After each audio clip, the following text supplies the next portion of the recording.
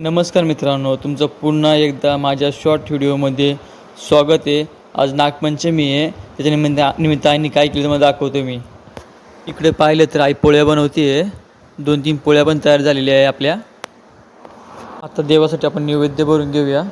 तर देवाचं नैवेद्य आपलं भरून तयार झालेले आहे. आता आपण देवापुढे ठेवूया.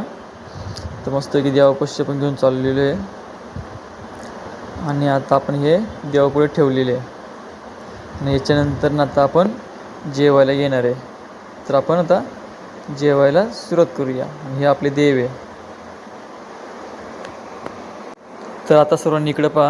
आता ताटात आपण आमटी, भात, लिंबू आणि दुसऱ्या ताटामध्ये गुळवणी आणि पुरणपोळी घेतली आहे. त्याच्यामध्ये आपण मस्त आहे की 1 चमचा तूप टाकले. आता आपण याच्यावरती ताव मारणार आहे. आता तुम्हाला सांगतो मी जेवण कसं झालेलं आहे. आणि जेवण बनवलं म्हणजे एकच नंबर जेवण.